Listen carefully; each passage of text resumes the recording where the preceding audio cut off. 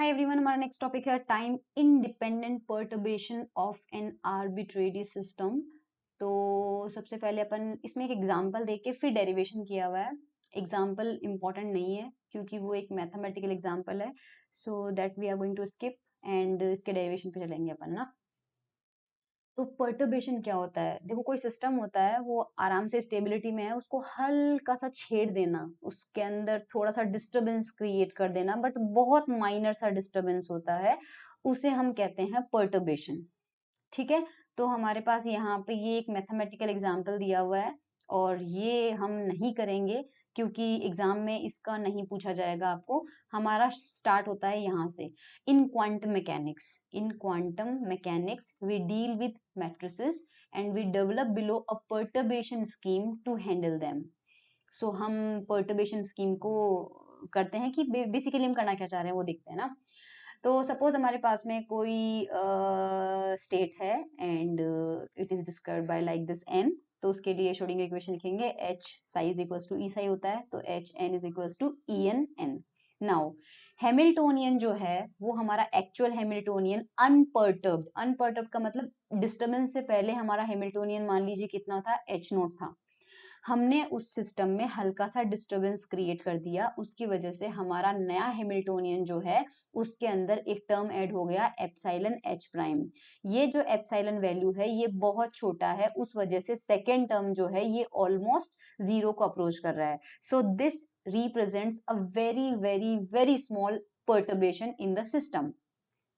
So new Hamiltonian can be separated into two parts. नया Hamiltonian जो होगा वो अनपर्टर्ब्ड हैमिल्टोनियन प्लस पर्टर्बेशन वाला पार्ट हमारे पास होगा। तो इस कंडीशन में हम क्या करेंगे, the eigen value for nth state can be written as like this. अब ये जो आइगेन वैल्यू लिखी है और जो करस्पॉन्डिंग स्टेट वेक्टर लिखा है, मतलब 4.32a और 4.32b, ये कैसे लिखा है इसके लिए मैं आपको वो एग्जाम्पल रेफर कर देती हूँ ना, जो अभी यहाँ पे किया हुआ है। ये देखो, जब हमारे पास में पर्टर्बेशन वाला पार्ट होता है तो और एप्सिलॉन के टर्म में होता है, तो जो सॉल्यूशन हमें मिलता है उस सॉल्यूशन को हम इस तरह से एक्सपांड कर सकते हैं पावर सीरीज के अंदर। पावर सीरीज के मतलब एक कोफिशिएंट एप्सिलॉन की power 0 plus a1 epsilon 1 plus a2 epsilon 2। यही चीज हम एनर्जी आइगन वैल्यू में करेंगे और यही चीज हम उसके स्टेट वेक्टर में करेंगे। ठीक है। सो 4.25 वाला जो रिजल्ट है हम सिर्फ इतना यूज करेंगे, तो यहाँ पर हमने वही यूज किया है। सो जो एनर्जी आइगन वैल्यू है वो हमारे पास कैसी आएगी, अब देखो पैरामीटर कौन सा ले रहे हैं, हमारा एप्सिलॉन ले रहे हैं जो पर्टर्बेशन को रिप्रेजेंट कर रहा है, तो इसी की पावर चलेगी आगे हमारे पास में। सो जो एनर्जी होगी nth स्टेट की वो अब क्या होगी, एक्चुअल एनर्जी जो यहाँ पे जीरो लिखा हुआ है ऊपर, जीरो ऑर्डर की, मतलब वो अनपर्टर्ब्ड एनर्जी है, और फिर पर्टर्बेशन वाला पार्ट इंक्लूड होता है। सो en यहाँ पे रहेगा, तब इसके साथ मल्टीप्लीकेशन में है एप्सिलॉन की पावर 0 और तब हमारा हो जाएगा en 0 प्लस फिर एप्सिलॉन की पावर 1, तब हमारा en पे 1 लग जाएगा, प्लस एप्सिलॉन की पावर 2, फिर हमारा यहाँ पे en और 2 हो जाएगा। तो ये तीन टर्म आपको समझ में आ गई। यहाँ पे en 0 zero order, first order पर करेक्शन, सेकेंड ऑर्डर करेक्शन, ये एनर्जी के अंदर ऑर्डर करेक्शंस के ऑर्डर हैं, zero order, first order and second order. जो ऊपर जो ब्रैकेट में 0 1 2 है वो ऑर्डर को रिप्रेजेंट कर रहा है। नीचे हमारे पास n है, n है, n है, यानी nth स्टेट की एनर्जी की बात हो रही है। nth स्टेट की एनर्जी में भी इतने सारे टर्म्स आ रहे हैं क्योंकि पर्टर्बेशन की वजह से आ रहे हैं। सो फर्स्ट टर्म में हमारे पास एप्सिलॉन की पावर 0 आया है, सेकंड में हमारे पास एप्सिलॉन की पावर 1 आया है, फिर 2 आया है। यही चीज हमारे पास स्टेट वेक्टर में होगा। तो स्टेट वेक्टर हमारे पास पहले n था, अब उसको एक्सपांड करना पड़ेगा। सो वो जीरो ऑर्डर, फिर वन ऑर्डर, फर्स्ट ऑर्डर, फिर सेकेंड ऑर्डर, करेक्ट। सो हमारे पास यहाँ पे फर्स्ट टर्म एनर्जी के अंदर एप्सिलॉन नहीं आ रहा है, इसमें भी n में भी एप्सिलॉन नहीं आ रहा है, इसलिए ये जो होगा this corresponds to the stationary state of unperturbed Hamiltonian h naught. ये अनपर्टर्ब्ड हैमिल्टोनियन का आइगेन स्टेट होगा क्योंकि इसके अंदर एप्सिलॉन वाला पैरामीटर नहीं आ रहा है, यानी पर्टर्बेशन वाला पार्ट नहीं आ रहा है। And for simplicity, we consider the case where the perturbing Hamiltonian H prime is independent of time. अभी के लिए क्योंकि हम टाइम इंडिपेंडेंट पर्टर्बेशन पढ़ रहे हैं तो हैमिल्टोनियन को हम टाइम पे इंडिपेंडेंट मान लेते हैं। So if we substitute the expansion given in equation 4.32 into 4.31a, we can solve consistently for various quantities order by order in epsilon. So हमारे पास हम क्या करेंगे, श्रोडिंगर इक्वेशन जो हमारे पास थी, श्रोडिंगर इक्वेशन हमारे पास क्या थी, वो थी हमारे पास H n is equals to E n n, ये थी हमारे पास में। एच हमारे पास कितना था, एच हमारे पास था H naught plus epsilon H prime. So इस एच की जगह हमारे पास क्या आ जाएगा, H naught plus epsilon H prime. और यहाँ पर जो एन था वो अभी अभी अपन ने देखा था, क्या आ रहा था, वो आ रहा था n zero plus epsilon n one plus epsilon square n two and so on, ठीक है, इक्वल। फिर हमें en लेना है, en हमने देखा था, en कितना आ रहा था हमारा, en zero plus epsilon en one plus epsilon square en two and so on. और ये किससे मल्टीप्लाई हो रहा है, n से मल्टीप्लाई हो रहा है, तो इसको मैं एक ब्रैकेट में बंद कर देती हूँ और यहाँ पर वापस ये n का एक्सप्रेशन आ जाएगा, n zero plus epsilon n one plus epsilon square and two and so on. I hope आपको ये लाइन समझ में आ रही होगी। हमारा एक्चुअल एक्सप्रेशन था ये H n is equals to E n n. H की जगह हमने रख दिया अनपर्टर्ब्ड वाला पार्ट और पर्टर्बेशन वाला पार्ट। एन हमने अभी अभी देखा था, इस तरह से एक्सपांड किया था हमने, और जो एनर्जी आइगन वैल्यू थी उसका भी एक्सपांशन लिया था, और ये एन पे अप्लाई हो रहा है, एन का एक्सपांशन। तो let me show you this thing. ये देखो यहाँ पे 4.33 को देख लो। अब 4.33 में वही लिखा हुआ है जो मैंने अभी आपको बताया। H जो है H यार 4.33 में वही है, देखो ये हो गया आपका H, ये पूरा हो गया N is equals to E N। तो ये यहाँ पे लिखा हुआ है H N is equals to E N N, ठीक है, इसी के अंदर हमने वैल्यू पुट की है। अब इसमें अपन क्या करेंगे, एप्सिलॉन की पावर जीरो वाले लिखेंगे, इक्वेट करेंगे, एप्सिलॉन की पावर वन वाले इक्वेट करेंगे, एप्सिलॉन की पावर टू के इक्वेट करेंगे। तो सबसे पहले ऑर्डर एप्सिलॉन की पावर जीरो को इक्वेट करते हैं, तो इक्वेशन से हमें क्या क्या मिलेगा। एप्सिलॉन की पावर जीरो करना है तो ध्यान से समझना कौन कौन मल्टीप्लाई होगा। एप्सिलॉन की पावर जीरो का मतलब है जब ये एच नोट इस एन नोट से मल्टीप्लाई होगा, तो हमारे पास एप्सिलॉन का टर्म नहीं आया है, तो यहाँ पर देखो एच नोट एन नोट पे अप्लाई हो रहा है, करेक्ट। राइट साइड में क्या मिलेगा, राइट साइड में ये ई एन नोट जो है वो इस एन नोट से मल्टीप्लाई होगा, तो यहाँ से ये मिल जाएगा। बस इसके अलावा अगर आप कोई भी टर्म लोगे तो उसमें एप्सिलॉन आएगा, ठीक है। तो फर्स्ट ऑर्डर तो जीरो ऑर्डर तो समझ में आ गया। अब ऑर्डर वन करते हैं। ऑर्डर वन करने के लिए वापस हम ऑर्डर वन पे चलते हैं। अब ऑर्डर वन पे देखो क्या करना है, एप्सिलॉन की पावर वन वाले सारे टर्म लेने हैं। तो एप्सिलॉन की पावर वन वाले टर्म लेने के लिए ये एप्सिलॉन एच प्राइम जो है जब वो इससे मल्टीप्लाई होगा तो हमें क्या मिलेगा, उससे हमें क्या मिलेगा, एप्सिलॉन एच प्राइम किस पे अप्लाई हो रहा है, एन जीरो पे, एक तो ये टर्म मिल जाएगा।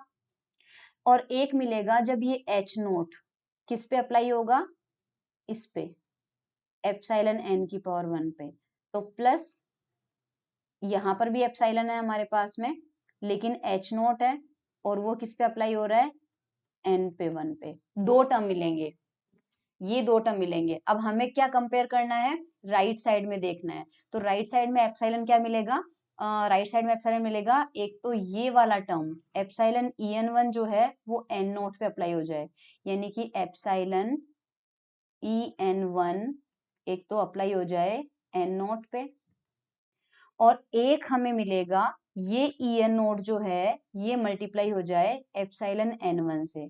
सो plus epsilon E n zero और यहाँ पे मिल जाएगा एन वन। बस एप्सिलॉन की पावर वन के जो टर्म थे, लेफ्ट हैंड साइड में दो टर्म मिलेंगे, राइट हैंड साइड में दो टर्म मिलेंगे, उसमें हमें एप्सिलॉन वाले, अब सब में से एप्सिलॉन कैंसिल आउट कर दो, करेक्ट। तो हमारे पास क्या क्या मिलेगा, अब इक्वेट करते हैं। तो लेफ्ट हैंड साइड में क्या मिलेगा, देखो लेफ्ट हैंड साइड में आपको मिलेगा एक तो एच नोट N1 पे अप्लाई हुआ, ये टर्म कहाँ लिखा हुआ है, ये रहा, है ना, ये रहा। सेकेंड टर्म है एच प्राइम जो है वो एन नोट पे अप्लाई हुआ, ये रहा एच प्राइम जो है वो एन नोट पे अप्लाई हुआ। राइट हैंड साइड में ई एन नोट जो है वो N1 पे अप्लाई हुआ, ये यहाँ लिखा हुआ, ठीक है, और ई N1 जो है वो एन नोट पे अप्लाई हुआ, ये यहाँ लिखा हुआ। इसी तरह से ऑर्डर एप्सिलॉन स्क्वायर आप पे छोड़ती हूँ, एप्सिलॉन स्क्वायर वाले टर्म को आप इक्वेट करेंगे तो आपको ये मिल जाएगा, ठीक है। मैंने एप्सिलॉन की पावर 0 एप्सिलॉन की पावर 1 तक के इक्वेट करके बता दिए, वैसे ही आपको एप्सिलॉन स्क्वायर के कोफिशिएंट को इक्वेट करना है। नाउ अब हम क्या करेंगे, Equation 4.34a simply reflects our choice of notation where n0 are the stationary state of Hamiltonian H0 with eigenvalues En0, taking the inner product with N0 in equation 4.34b. 4.34b में inner product लेना है N0 से, ठीक है, ले लेंगे, कोई problem नहीं है। सो 4.34b को पहले सेव कर लेते हैं, एकदम इरेज कर लेते हैं। कह रहा है किसका इनर प्रोडक्ट लेना है, एन नोट का, किस में लेना है, 4.34b में। सो एन नोट से लेफ्ट हैंड साइड से मल्टीप्लाई करो, सो इधर से एन नोट कर दिया, यहां पर भी एन नोट कर दिया, यहां पर भी एन नोट कर दिया, और यहां पर भी एन नोट कर दिया। इक्वेशन 4.34b में लेफ्ट हैंड साइड से दोनों साइड में एन नोट से इनर प्रोडक्ट कर दिया, तो हमें क्या मिलेगा यहाँ पे देखो, उससे हमें क्या मिलेगा, उससे हमें यहाँ पर देखो सबसे पहले राइट हैंड साइड में चेक करते हैं। राइट हैंड साइड में अगर अपन चेक करेंगे तो हमारे पास यहाँ पर आ रहा है E n naught, correct, E n naught तो एक कांस्टेंट एनर्जी होती है, वो बाहर आ जाएगी, फिर एन नोट जो है वो N1 से इनर प्रोडक्ट होगा, तो एन नोट और N1 जब ये दोनों मल्टीप्लाई होंगे तो वैल्यू क्या मिलेगी, 0, क्योंकि दोनों अलग अलग स्टेट वेक्टर्स हैं। नॉर्मलाइजेशन या ऑर्थोगोनलिटी कंडीशन से इसकी वैल्यू क्या मिलेगी आपको, 0। सो ये फर्स्ट टर्म आपके पास 0 हो जाएगा। लेकिन इसमें देखो सेकेंड टर्म में देखो आपके पास En1 है, एन नोट और एन नोट, यानी En1 जो है अगर वो बाहर आ जाए तो एन नोट जो है वो एन नोट के साथ इनर प्रोडक्ट हो रहा है, और ये वैल्यू हमारे पास 1 आ जाएगी। सो राइट हैंड साइड से हमें En1 मिलेगा। राइट हैंड साइड आपको समझ में आ गया। अब मैं लेफ्ट हैंड साइड पे फोकस करती हूँ, ठीक है। सो लेफ्ट हैंड साइड पे फोकस करते हैं, चलो। लेफ्ट हैंड साइड में आपके पास में ये फर्स्ट टर्म ओपन करते हैं अपन, है ना। फर्स्ट टर्म में हमें लिया हुआ है एन नोट, एच नोट और N1। सो फर्स्ट टर्म हमारे पास एन नोट है, एच नोट है और N1 है। अब देखो एच नोट जब, क्योंकि एच नोट अनपर्टर्ब्ड हैमिल्टोनियन है, जब एच नोट N1 पे अप्लाई होता है तो हमें मिलता है En1, ध्यान रखना En1 मिलेगा हमें, करेक्ट, और वो En1 कांस्टेंट की तरह बाहर आ जाएगा और हमें क्या मिलेगा, En1 बाहर मिलेगा, साथ में फिर एन नोट और N1 आपस में मल्टीप्लाई होंगे, एन नोट और N1 मल्टीप्लाई होंगे, और अभी अभी जो कंडीशन देखी उससे ये क्या मिल रहा है, 0। सो आपके पास में इक्वेशन 4.34b में ये जो फर्स्ट टर्म है, ये फर्स्ट टर्म हमेशा क्या मिलेगा, 0 मिलेगा, ये तो 0 मिलेगा, करेक्ट, तो ये तो चलो 0 मिल गया। तो हमें ये पता चल गया कि हमें फर्स्ट टर्म तो 0 मिलेगा, इसको हटा दो। अब हम सेकंड पे फोकस करते हैं। सेकंड पे हमें लेफ्ट हैंड साइड से मल्टीप्लाई करना है, किससे, एन नोट से। सेकंड से लेफ्ट हैंड से मल्टीप्लाई करेंगे तो ये क्या मिलेगा, n naught H prime n naught, जो कि यहाँ लिखा हुआ है n naught H prime n naught. तो लेफ्ट हैंड साइड से एक टर्म सर्वाइव करेगा ये, राइट हैंड साइड से एक टर्म सर्वाइव करेगा ये। सो 4.35a आई होप आपको समझ में आ गया और क्लियर भी हो गया होगा। Now taking the inner product with the state m naught where m not equal to n we obtain। अब हम क्या करेंगे, सिमिलरली उसी इक्वेशन में m नॉट का इनर प्रोडक्ट करेंगे, किसमें, 4.34b में। तो मुझे, हाँ रे यार, गॉड, चलो करते हैं,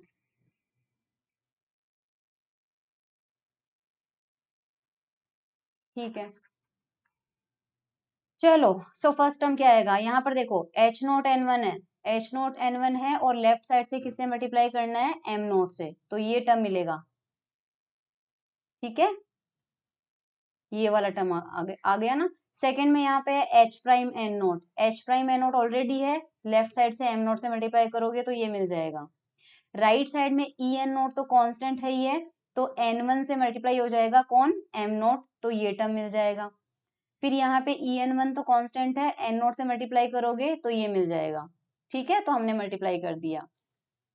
यहां से अगर हम वैल्यू निकालते हैं किसकी, एम नॉट एन वन की, यानी कि इसकी एम नॉट एन वन की वैल्यू निकालते हैं, तो एम नॉट एन वन आपके पास में एक तो यहाँ पे है, और हमें यहाँ पे एम नॉट एन वन और कहाँ पर मिल सकता है, देखो। सो हमारे पास इस इक्वेशन से देखो यहाँ पे फ्रॉम ऑर्थोगोनल कंडीशन, ये वाला पार्ट, ये ऑर्थोगोनलिटी कंडीशन से 0 होगा, because m is not equal to n, है ना, तो ये तो 0 हो जाएगा।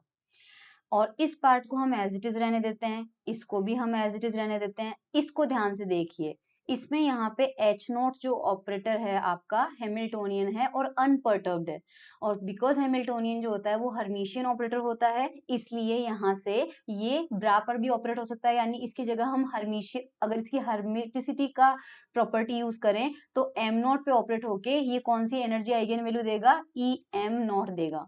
और यहां से इसको सॉल्व करने से हमें मिलेगा ई एम नॉट, ये तो आ जाएगा एनर्जी आइगन वैल्यू बाहर, और रिमेनिंग में एम नॉट और एन वन का प्रोडक्ट, है ना, एम नॉट और एन वन का प्रोडक्ट।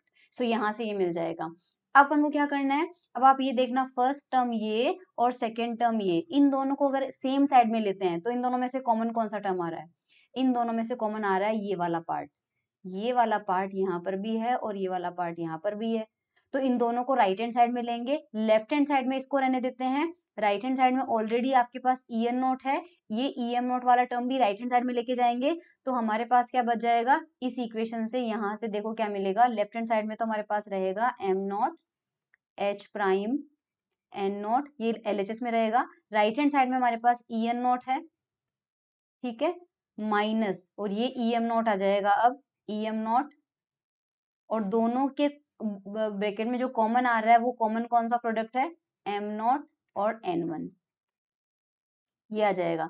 सो यहाँ से अगर अपन वैल्यू निकालें इस टर्म की, इस टर्म की वैल्यू निकालेंगे तो ये नीचे जाएगा और हमें मिल जाएगा इक्वेशन 4.35 बी, एम नॉट एन वन की वैल्यू हमें देखो ये मिल रही है, करेक्ट। सिमिलरली हम वी कैन एन वन हमारे पास में है, तो एन वन को हम निकालने का तरीका क्या करेंगे, क्लोजर रिलेशन से हम क्या कर सकते हैं, मैंने आपको बताया था ये इस तरह से बताया था, ए को हम क्या लिख सकते हैं, अगर आई बेसिस सेट में लिखना हो तो उसको क्या लिख सकते हैं, आई, और यहाँ पे आई, और यहाँ पे वापस ए, ये हमने पहले पढ़ रखा है। तो सिमिलरली अगर एन वन को लिखेंगे तो एम नॉट और एम नॉट क्लोजर प्रॉपर्टी से लिख सकते हैं, और साथ में आ सकता है एन वन।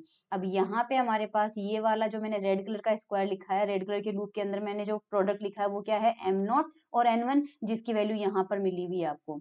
सो ये वाली वैल्यू उठा के आपको यहाँ पर पुट करनी है, और ये जो एम नॉट है, ये m naught as it is यहाँ पे है, और जो वैल्यू ऊपर से मिली है हमें वो हमने यहाँ पर पुट कर दी, और साथ में सारी वैल्यूज आ गई। अब ये देखो समेशन एम पे लगा हुआ है, क्योंकि जो 4.3b है वो तभी वैलिड है जब आपका m not equal to n है, लेकिन जब आप समेशन ओपन करोगे तो समेशन m पे लगा हुआ है, तो समेशन के अंदर जब हम समेशन m को ओपन करेंगे तो सारे टर्म आएंगे, तो मोस्टली टर्म में आपको m not equal to n मिलेगा, लेकिन एक टर्म ऐसा आएगा जहां पर m जो है वो n के इक्वल भी होगा, सो उस टर्म को समेशन के अलावा हमें सेपरेटली लिखना पड़ेगा। सो जो m not equal to n वाले टर्म है उसको तो हमने यहाँ पे इंक्लूड कर लिया, करेक्ट, इस वाले टर्म के अंदर इंक्लूड कर लिया, तो जो n के इक्वल आएगा उस टर्म को अलग से लिखना है, तो उस टर्म को देखो अलग से कैसे लिखेंगे, मतलब मैं ये कहना चाह रही हूँ कि जब हमने इसको ओपन किया तो ये वाला जो प्रोडक्ट है m not equal to n के लिए, तो इसकी वैल्यू हमने यहाँ पर पुट कर दी पूरी, और ये m नॉट जो है वो यहाँ पर लिखा हुआ है, करेक्ट। लेकिन जब m इक्वल टू n है सो एक टर्म अलग से आएगी समेशन में, और उस वक्त m इक्वल टू n हो जाएगा, और जब m इक्वल टू n हो जाएगा तब हमें जो वैल्यू मिलेगी वैसे वो क्या मिलेगी, m इक्वल टू n पे ये प्रोडक्ट आपको क्या मिलेगा, ये प्रोडक्ट आपको मिलेगा n0 और n1, ये प्रोडक्ट मिलेगा जब n इक्वल टू 1 होगा, और वो ऑर्थोगोनल कंडीशन से हम जानते हैं कि 0 होगा। सो अभी भले ही इसको a n नॉट लिखा हुआ है, a n नॉट क्यों लिखा हुआ है, क्योंकि यहाँ पर देखो, इसको मैं बता देती हूँ कि ये a n नॉट कैसे आया। m इक्वल टू n में ये वाला प्रोडक्ट लिखना है, ये वाला प्रोडक्ट लिखेंगे तो हमें मिलेगा n नॉट n1, यही मिलेगा m इक्वल टू n पे, करेक्ट। सो ये वाला, इस वाले ये वाला जो प्रोडक्ट है, ये वाला प्रोडक्ट को अभी a मान लो, इस प्रोडक्ट को मान लो a, तो ये तो आ गया a, साथ में क्या है n नॉट, वो n नॉट यहाँ लिखा हुआ है, लेकिन ऑर्थोगोनल कंडीशन से हम जानते हैं कि इस a की वैल्यू क्या मिलेगी, 0। सो वैसे भी ये आगे जाके 0 ही आएगा।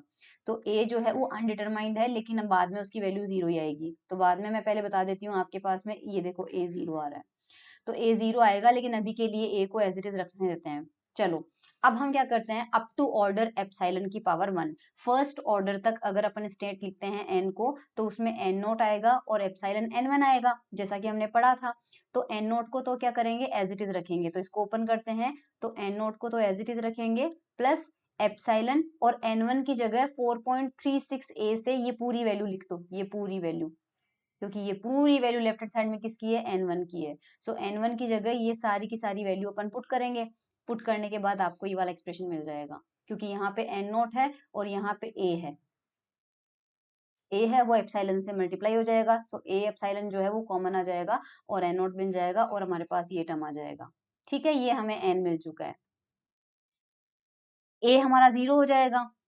दस to order epsilon we obtain, हमारे पास में अगर a 0 हो जाता है तो अब en और n क्या आएंगे, en क्या आएगा हमारे पास में, तो देख लो en क्या आएगा, अगर a 0 आता है तो en कहाँ निकाला था हमने, en कहाँ निकाला था यार,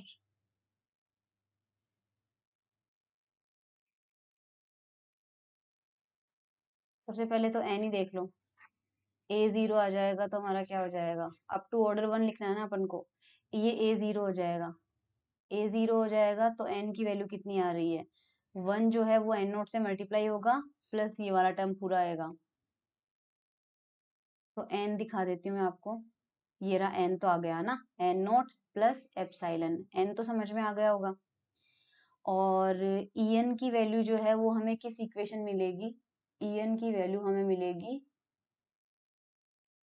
en की वैल्यू हमें मिलेगी, हाँ यहाँ पे, ये देखो, en की वैल्यू में अगर हमें दो टर्म लेने हैं शुरुआत के, तो en naught plus en1, en1 हमने यहाँ पे निकाल रखा था, सो इसको सॉल्व करेंगे तो ये आ जाएगा en naught plus n naught h prime n naught, ये हमारे पास क्या आएगा, en की value up to first order, तो ये मैं दिखा देती हूँ आपके पास, ये आ जाएगा, है ना। एप्सिलॉन की पावर 1 आएगा ही आएगा, क्योंकि en के अंदर ये था, en जो था वो था en नॉट एप्सिलॉन की पावर 0 प्लस en1 एप्सिलॉन की पावर 1, तो ये हमने इसके अंदर वैल्यू पुट करी है en1 की, जो अभी निकाल रखी थी, और en नॉट, तो ये हमें en मिल गया और ये हमें n मिल गया।